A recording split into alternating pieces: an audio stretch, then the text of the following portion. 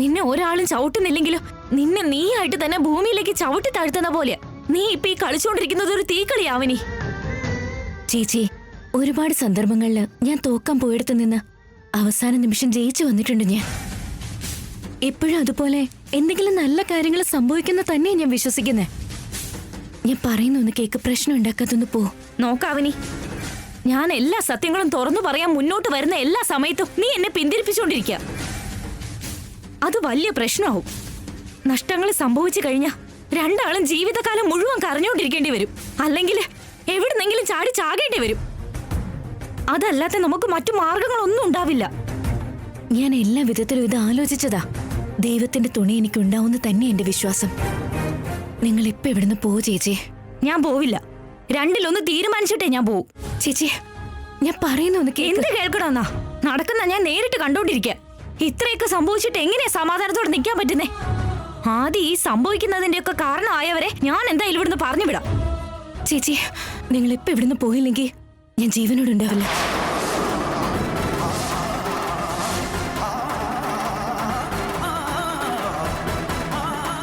എല്ലാം ഞാൻ നോക്കിക്കൊള്ളാം ചേച്ചി.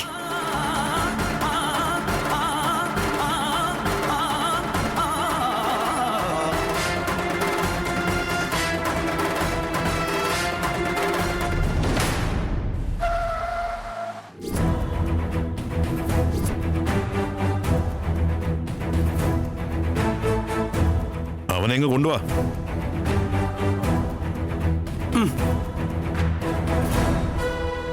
നടക്കടാ. സർ, നിങ്ങൾ പാമ്പിനെയാ നോവിച്ചത്. തിരിച്ചു കൊത്തും സർ. വിടാൻ പറഞ്ഞപ്പോ അത് കേൾക്കാതെ ഇവിടെ കൊണ്ടെത്തിച്ചു. എന്റെ ക്രൈം റെക്കോർഡ്സ് എന്താണെന്ന് നിങ്ങൾക്കറിയില്ല സർ. നീ പാമ്പാണെങ്കിൽ ഞാൻ അന്നക്കൊണ്ടേടാ. നീ ചിലപ്പോ കൊത്തുമായിരിക്കും. ഞാൻ മൊത്തമായിട്ട് നിന്നെ വിഴുകും. ക്രൈമിനെ കുറിച്ചും ക്രിമിനൽസിനെ കുറിച്ചും എന്നോട് സംസാരിക്കാൻ മാത്രം നീ വളർന്നോടാ. നീ വെറും ഒരു പീറ ചെറുക്കനാ. കേറി വാടാ മോനെ അകത്തേക്ക്. വലിയ വലിയ റൗഡിമാരുടെ കൊമ്പൊടിച്ച ട്രാക്ക് റെക്കോർഡാ എന്റേത്. നിന്റെ ഉമ്മാക്കിയൊന്നും ഇങ്ങോട്ട് വേണ്ട. ഞാൻ വിചാരിച്ച വല്ല കാട്ടിലേക്കുള്ള ട്രാൻസ്ഫർ വരും. പോലീസുകാരന് ട്രാൻസ്ഫർ കിട്ടിയാ വീണ്ടും പോലീസ് സ്റ്റേഷനിലോട്ടേ പോവും. ഈ കാക്കി എടുത്തിട്ട് വീണ്ടും പോലീസ് ഡ്യൂട്ടി തന്നെ ചെയ്യാൻ പോന്നെ. അധികം തിളയ്ക്കാതെ വാ.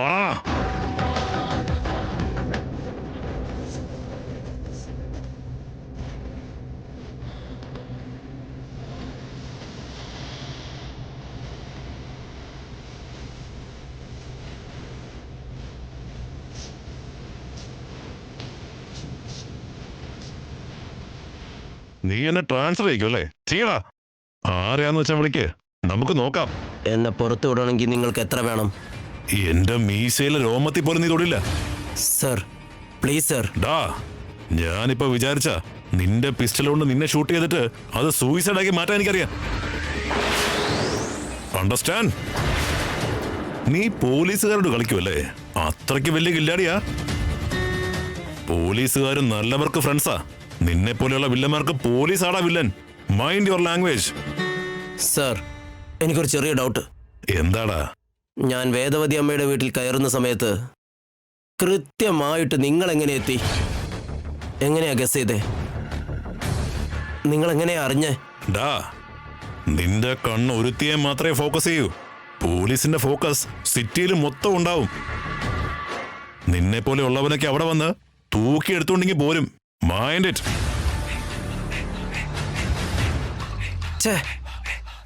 ഇങ്ങനെ ആയതെന്താ ഇത്? ഇനിയിപ്പോ ഇതൊന്നും നടക്കാൻ പോകുന്നില്ല. നമുക്ക് പോയി എന്തെങ്കിലും കഴിക്കാൻ നോക്കാം. പോ.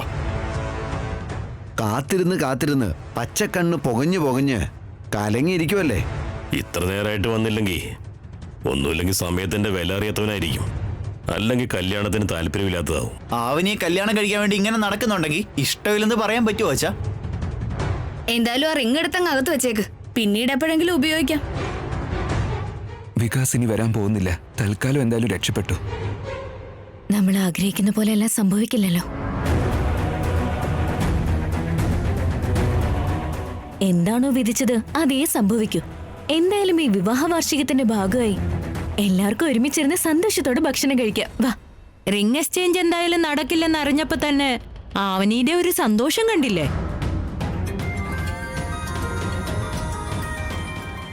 വികാസേട്ടനെ വിളിക്കുന്നത്.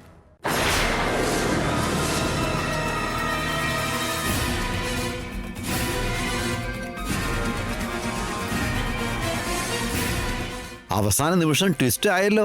ഒരു കയ്യിൽ ഗണ്ണും മറു കയ്യിൽ താലിയും പിടിച്ചിറങ്ങിയവൻ സ്ട്രെയിറ്റ് ആയിട്ട് വരാതെ ഇപ്പൊ ഫോൺ വിളിക്കുന്ന എന്തിനായിരിക്കും? എന്താ ആലോചിക്കുന്നേ? പെട്ടെന്ന് എടുത്ത് സംസാരിക്കേ.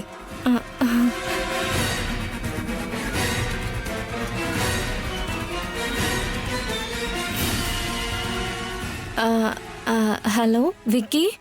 മോളെ, ഞാൻ സംസാരിച്ചോളാം മോളെ. അയ്യോ അതൊന്നും വേണ്ട, നിഹാരിക അവനോട് സംസാരിച്ചോളൂ. എല്ലാവരും നിന്നെ ഇവിടെ വെയിറ്റ് ചെയ്യാ വിക്കി. നീ ഇപ്പൊ എവിടെയാ? എവിടെയാണെന്നോ? ശ്രീകൃഷ്ണന്റെ ജന്മസ്ഥലത്താ ഉള്ളത്. അതെവിടെയാ? പോലീസ് സ്റ്റേഷനിലാ ഉള്ളത്.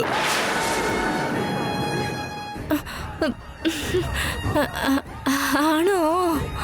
നിങ്ങളെ എല്ലാവരെയും ഒന്ന് കാണാൻ വേണ്ടി വേദവതിയുടെ വീട്ടിലേക്ക് തോക്കും പിടിച്ച് വന്നതാ. കറക്റ്റ് കാലെടുത്ത് വെച്ച സമയത്ത് പോലീസുകാർ വന്ന് എന്നെ അറസ്റ്റ് ചെയ്തു. അങ്ങനെ സംഭവിച്ചോ?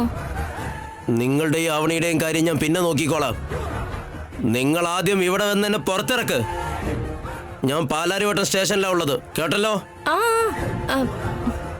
എന്ത് കൃത്യം അരമണിക്കൂറിനകം എന്നെ പുറത്തിറക്കിയില്ലെങ്കിൽ ഈ സ്റ്റേഷന്റെ ചുമരെല്ലാം തകർത്തിട്ടാണെങ്കിലും ശരി, നിങ്ങളെ ഞാൻ കൊന്നു പറഞ്ഞേക്കും.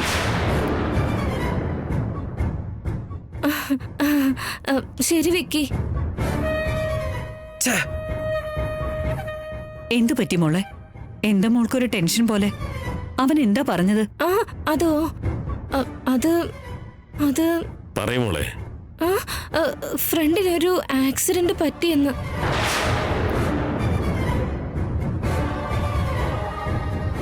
സീരിയസ് കണ്ടീഷനിലാണെന്നാ പറഞ്ഞ്. ഉടനെ ഹോസ്പിറ്റലിൽ കൊണ്ടാക്കിയപ്പോ ബ്ലഡ് ബാങ്കില് ബ്ലഡ് സ്റ്റോക്ക് ഇല്ലെന്ന് പറഞ്ഞപ്പോ അവൻ അവിടെ നിന്ന് ബ്ലഡ് കൊടുക്കേണ്ടി വന്നെന്ന്. അതുകൊണ്ടാ അവനിപ്പോ വരാൻ പറ്റാത്തതെന്ന് പറഞ്ഞു.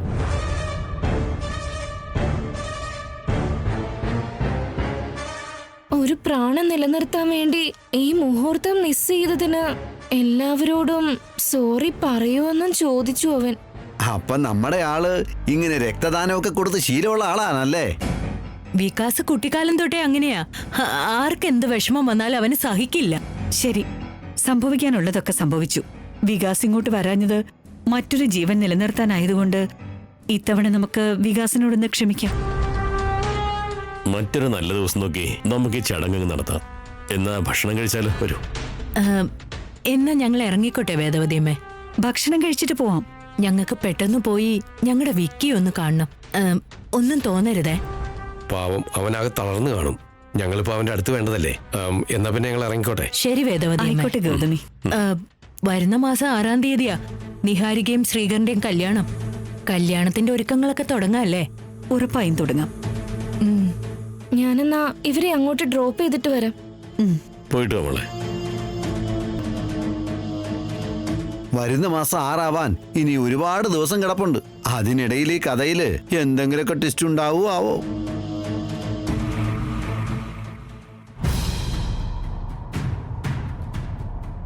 ഫ്രണ്ടിന് ആക്സിഡന്റ് പറ്റിയ ഹോസ്പിറ്റലിൽ കൊണ്ടുപോകുന്നതും രക്തം കൊടുത്ത് സഹായിക്കുന്നതും സ്വപ്നത്തിൽ പോലും നടക്കില്ല. അതൊക്കെ കളവാണെന്ന് ഞങ്ങൾക്ക് മനസ്സിലായി. ഇപ്പൊ എന്താ ഉണ്ടായെന്ന് പറ. അവനെ പോലീസുകാർ അറസ്റ്റ് ചെയ്തു.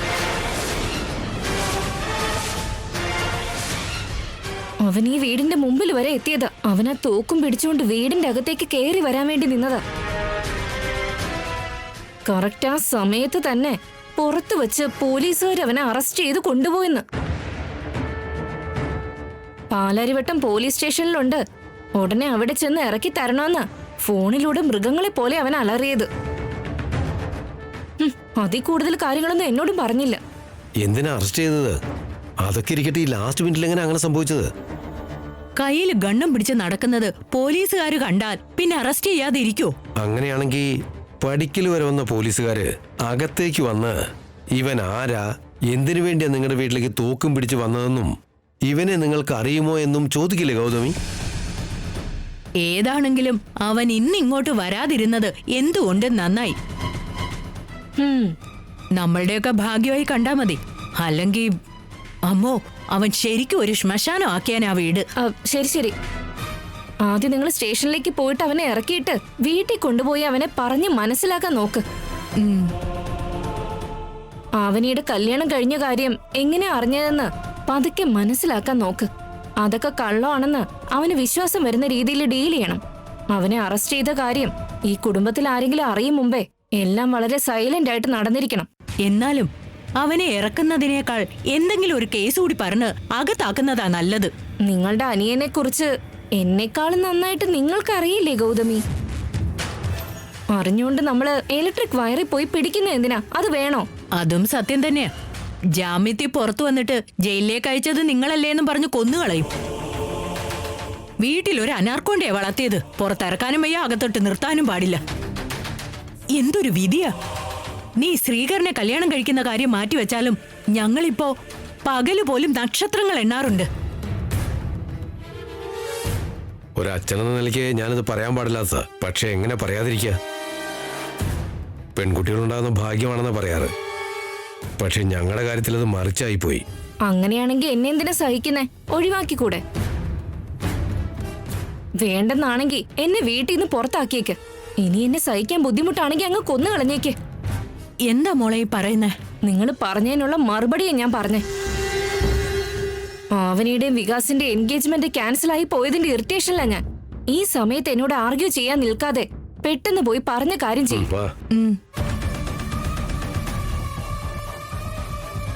ഈ മുറ്റത്ത് വരെ വന്ന വികാസിനെ ലാസ്റ്റ് മിനിറ്റിൽ സിനിമാറ്റിക് ആയിട്ട് വന്ന് പോലീസുകാരെ അറസ്റ്റ് ചെയ്തെങ്കിൽ അതിന്റെ കാരണം എന്താകുമെന്ന് എനിക്ക് മനസ്സിലാവുന്നില്ല. പുറത്തുള്ള അവന്റെ പെരുമാറ്റം കണ്ടിട്ട് പോലീസ് കൊണ്ടുപോയതായിരിക്കോ? അല്ലെങ്കിൽ ഇതൊക്കെ പ്ലാൻ ചെയ്ത് ആരെങ്കിലും ചെയ്തതായിരിക്കോ? ആ വൃത്തികെട്ട വികാസിന്റെ സ്വഭാവം നമുക്കെല്ലാവർക്കും അറിയാവുന്നതല്ലേ. അവൻ ഒരാളുടെ രക്തം എടുക്കൂന്നല്ലാതെ ഒരു തുള്ളി രക്തം പോലും കൊടുക്കുന്ന ആളല്ല. ഫ്രണ്ടിനെ ആശുപത്രി കൊണ്ടുപോയെന്ന് പറഞ്ഞാ വിശ്വസിക്കാൻ പറ്റുമോ? എല്ലാം കള്ളവാ. അവൻ ഫോണിലൂടെ എന്തോ പറഞ്ഞു, നിഹാരിക അതെല്ലാം ഹാൻഡിൽ ചെയ്തു. ഇതാണ് വാസ്തവം, ഇതാണ് സത്യം. നിഹാരികയുടെയും ശ്രീകരന്റെയും കല്യാണവും ആവനിയുടെയും വികാസിന്റെയും കല്യാണവും കഴിഞ്ഞ ശേഷം കാവ്യയുടെ കല്യാണം നല്ലൊരു അവസരം നോക്കി പെട്ടെന്ന് നടത്തുവാൻ വേണ്ടി കാത്തിരിക്കുക ഞങ്ങള്. അവരുടെ കല്യാണം ഞാൻ ജീവിച്ചിരിക്കുമ്പോ നടക്കുമെന്ന് എനിക്ക് തോന്നുന്നില്ല. നീ വെറുതെ ടെൻഷൻ ആവല്ലേ വസന്ത. നീ ഇല്ലെങ്കിലും കുഴപ്പമില്ല, ഞാൻ എന്റെ മകളുടെ വിവാഹം ഗംഭീരമായിട്ട് നടത്തിക്കോളാം. അളിയ, ഫ്ലോയിൽ ഒരു സത്യം പറഞ്ഞു കളഞ്ഞല്ലോ. എന്താ അത്? അല്ല, ചേച്ചി മരിച്ചാലും കുഴപ്പമില്ലാന്ന്. വസന്ത, ഞാൻ ഉദ്ദേശിച്ചത് അതല്ല. നിരാശപ്പെടല്ലേ നീ. അളിയാ, നീ ഇല്ലാത്ത കഥകൾ ഉണ്ടാക്കല്ലേ. ഇപ്പൊ അതായോ? നിങ്ങൾ പറഞ്ഞതല്ലേ ഞാൻ പറഞ്ഞു. ഒന്ന് നിർത്തുന്നുണ്ടോ? എല്ലാവരും ഒരു മൂഡിലുള്ളപ്പോ നീ എന്താ ഡിഫറെന്റ് മൂഡിലാണല്ലോ. അപ്പൊ എന്റെ കല്യാണം ഈ അടുത്തൊന്നും നടക്കില്ല. നിന്റെ ഒന്നും സീനിയേഴ്സിന്റെ കല്യാണം കഴിഞ്ഞിട്ടില്ല. അപ്പോഴാ നിന്റെ കല്യാണത്തിന്റെ കാര്യം. എപ്പോഴാണോ എന്തോ. നിങ്ങളുടെ ഇടയിൽ ഇങ്ങനെ നിന്ന് മടുത്തിട്ടുണ്ട് എനിക്ക്. എത്രയും പെട്ടെന്ന് കല്യാണം കഴിച്ച് എങ്ങോട്ടെങ്കിലും ഇറങ്ങി പോവാനാ തോന്നുന്നേ. ഞങ്ങൾക്കിടയിൽ നിനക്കെന്ത് പ്രശ്നമുള്ളത്? പിന്നല്ലാതെ രാവിലെ എഴുന്നേറ്റ ആവനെ കുറിച്ചും നിഹാരികയെ കുറിച്ചും ശ്രീകരേട്ടനെ കുറിച്ചുള്ള 100 പ്രശ്നങ്ങളാ. നിങ്ങൾക്കാർക്കും ഒരു കുഴപ്പമില്ല. എനിക്കല്ലേ കല്യാണപ്രായം ആയത്. എന്ത് ചെയ്യണമെന്ന് മനസ്സിലാവുന്നില്ല. ആവനിക്കും നിഹാരികയ്ക്കും ലൈനില് 2 പേരുണ്ട്. അപ്പോ എന്റെ അവസ്ഥ എന്താ? ശരി, വികാസിനെ നിനക്ക് സെറ്റ് ചെയ്ത് തരട്ടെ? അത് വേണ്ട. അതിലും നല്ലത് എന്നെ ഇങ്ങ് കത്തിച്ചു കളയുന്നതാ. കല്യാണം കഴിഞ്ഞില്ലെങ്കിൽ ജീവിതകാലം മുഴുവൻ ഞാൻ ബ്രഹ്മചര്യം അനുഷ്ഠിച്ചോളാം. പക്ഷെ അവന്റെ കൂടെ ഒരു ജീവിതം എനിക്ക് വേണ്ട. നിഹാരികയുടെ പ്ലാൻ സക്സസ് ആയി ആവനിയുടെയും വികാസിന്റെയും കല്യാണം നടന്നു കിട്ടിയ അവളുടെ അവസ്ഥ എന്താകും? എന്താവാൻ? അവൻ ഈ ഭൂമിയിൽ വെച്ച് തന്നെ നരകം കാണും. അമ്മോ, അവനുമായിട്ട് എന്റെ മോളുടെ കല്യാണം സ്വപ്നത്തിൽ നടക്കരുത്.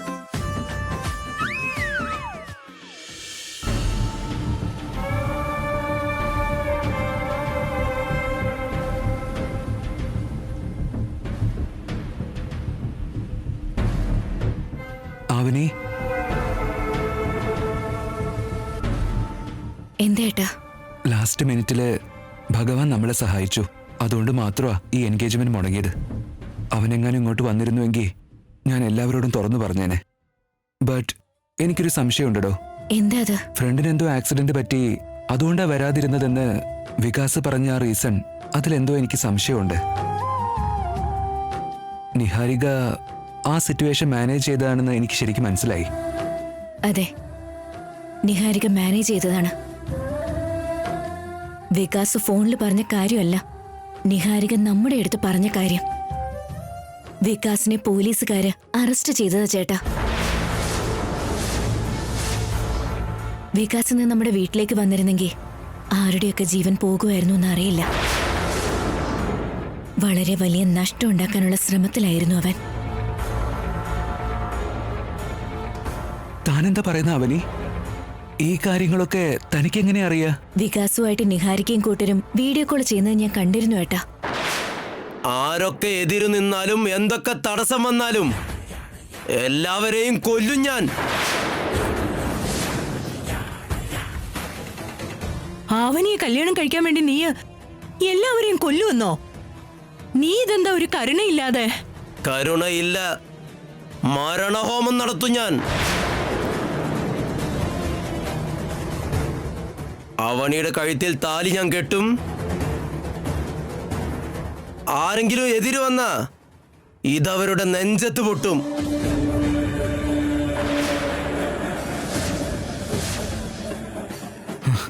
My God.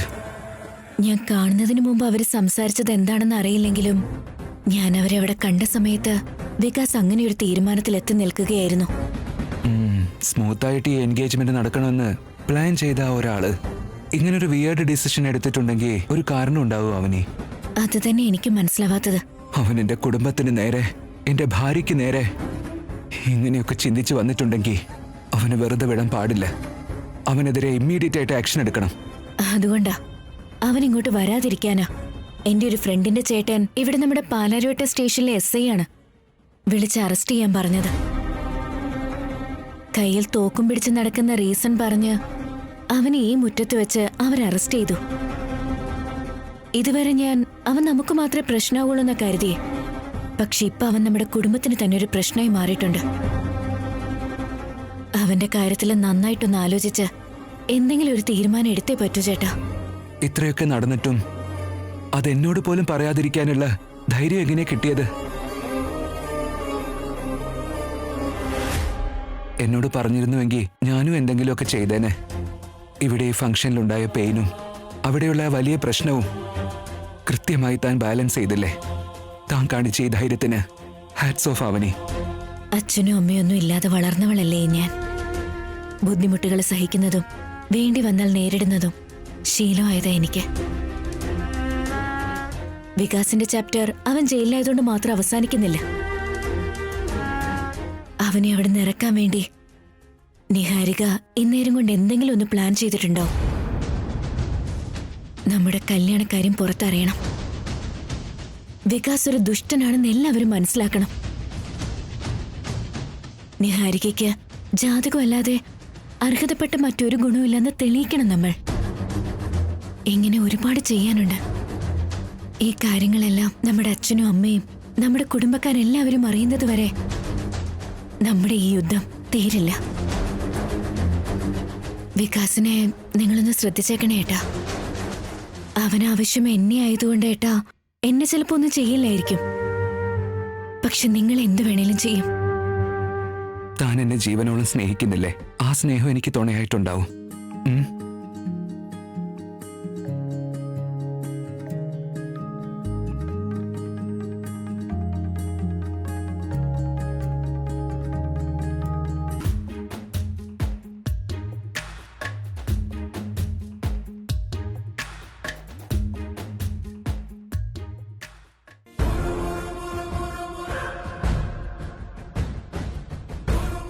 എൻ്റെ ഫാമിലിക്ക് വേണ്ടിയാണെങ്കിലും എൻ്റെ ബിസിനസ്സിന് വേണ്ടിയിട്ടാണെങ്കിലും ഞാൻ ഇതുവരെ എൻ്റെ ഇൻഫ്ലുവൻസ് യൂസ് ചെയ്തിട്ടില്ല. ഇന്ന് നിന്നെ സ്റ്റേഷനിൽ നിന്ന് ഇറക്കാൻ വേണ്ടി എനിക്കതെല്ലാം ഉപയോഗിക്കേണ്ടി വന്നു. ഒരുപാട് പണവും ചെലവാക്കേണ്ടി വന്നു. വെറുതെയാണോ? വെറുതെ ചെലവാക്കിയതാണോ? ഞാൻ തന്ന പണം കൊണ്ടല്ലേ വളർന്നത്. നിന്റെ മകളുടെ കല്യാണം നടത്താനല്ലേ ഇതൊക്കെ ചെയ്തേ. രാജ്യത്തിനു വേണ്ടി സ്വാതന്ത്ര്യ സമരത്തിന് പോയതുപോലെ. എടാ, ഒരു കാര്യം ചെയ്യ, ഞങ്ങളെ രണ്ടുപേരെ അങ്ങ് കൊല്ല്. അപ്പൊ നിനക്ക് സമാധാനം കിട്ടുമല്ലോ. അവനിയായിട്ടുള്ള എന്റെ കല്യാണം നടന്നില്ലെങ്കിൽ ഇത് തന്നെയല്ലേ സംഭവിക്കുക? നോക്ക്, സംഭവിക്കാനുള്ളത് സംഭവിച്ചു. ഇനി ഒരിക്കൽ കൂടി ഇങ്ങനെ എന്തെങ്കിലും ചെയ്തു കഴിഞ്ഞാ ഞങ്ങളെ കൊണ്ട് നിന്നെ ഇറക്കാൻ കഴിയില്ല. പോലീസുകാരോട് ഇവനെ വെടിവെച്ച് കൊല്ലാൻ പറയണായിരുന്നു. നിഹാരിക, ശബ്ദം എന്തിനാ ഉയർത്തുന്നേ? ആ, എനിക്കെന്തോ ഒച്ച വെക്കാൻ കഴിയില്ലെന്ന് കരുതിയോ? നീ ഒച്ച വെക്കുന്ന എന്തിനാ? നീ ചെയ്തു വെച്ച കാര്യങ്ങളൊക്കെ അറിഞ്ഞു കഴിഞ്ഞാ ആ ആവിന് പിന്നെ നിന്നെ കല്യാണം കഴിക്കോ? എന്റെ ശ്രീകറിന്റെ കല്യാണം നടക്കുവോ?